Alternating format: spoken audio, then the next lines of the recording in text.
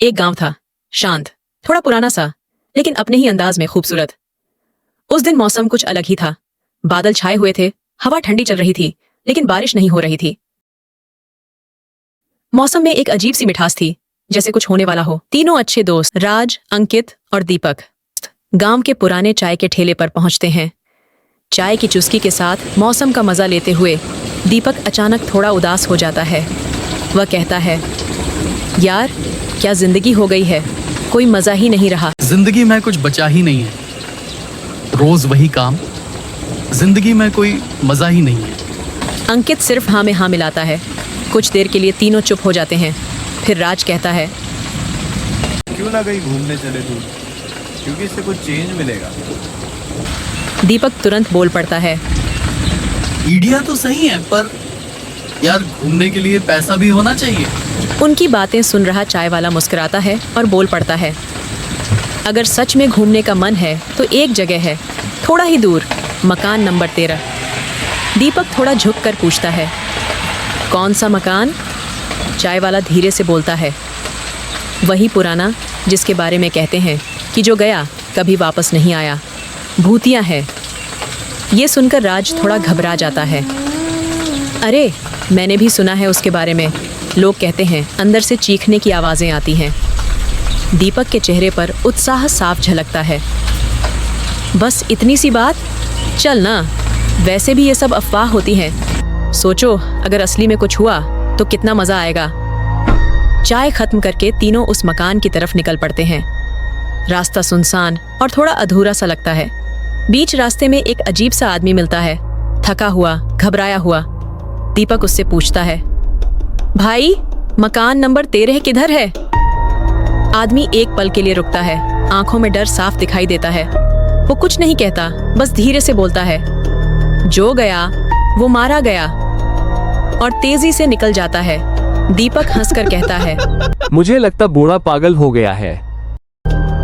थोड़ी देर बाद तीनों उस पुराने से घर के सामने खड़े होते हैं। मकान देखने में ही अजीब था, जिसे देखकर एक ठंडक सी रीढ़ में उतर जाए। अंदर अंधेरा, दीवारों पर पुरानी सीलन, झूलती खिड़की और हवा का एक अजीब सा सन्नाटा। दीपक बिना डरे कहता है, आज यहीं रात गुजारते हैं, देखते हैं क्या होता है। राज घबरा कर कहता है, पागल है क्या? लेकिन दीपक के जोश के आगे सभी हार जाते हैं। तीनों घर के अंदर जाते हैं, थोड़ा इधर उधर देखकर फिर बाहर गार्डन में आकर बैठ जाते हैं। मौसम अब और ज्यादा अजीब हो गया था। हवा तेज थी, लेकिन एक सुकून भी था। सभी मजाक मस्ती कर रहे थे। इसी बीच अंकित बोलता है, यार मुझे बाथरूम जाना है, अभी आता हूँ। वह घर के अंदर चला जाता है। कुछ देर बीत जाती है। अचानक अंकित भागता हुआ वापस आता है, सांस फूली हुई, चेहरा सफेद।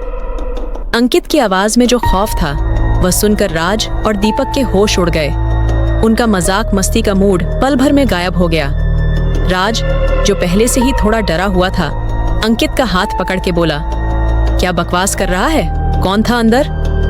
अंकित की सांस अभी भी फूली हुई थी, उसकी आंखें बड़ी हो गई थीं। सच कह रहा हूँ, जब मैं अंदर गया तो पहले तो कुछ नहीं था, लेकिन जैसे ही मैंने बाथरूम का दरवाजा बंद किया, मुझे लगा जैसे कोई मेरे पीछे खड़ा है। मैंने मुड़ के देखा तो कुछ नहीं था, लेकिन फिर एक ठंडी सी हवा का झोंका आया और उसके साथ एक सरगोशी सुनाई दी, बिल्कुल मेरे कान के पास। तुम यहाँ क्या कर रहे हो? अंकित ने अपनी जुबान पर काबू पाने की कोशिश की, और उसके बाद वह शीशे में दिखा। एक परछाई, लंबी, पतली, और उसकी आंखें लाल थीं। मैं चिल्लाने ही वाला था कि वह गायब हो गया। मैं तुरंत भागा वहां से। दीपक, जो अब तक सबसे हिम्मती बन रहा था, उसका रंग भी उड़ चुका था। उसने राज की तरफ देखा और दोनों की आंखों में एक ही सवाल था, अब क्या करें? गांव वालों की बातें, उस आदमी का डर और अब अंकित का अनुभव, सब सच लगने लगा था।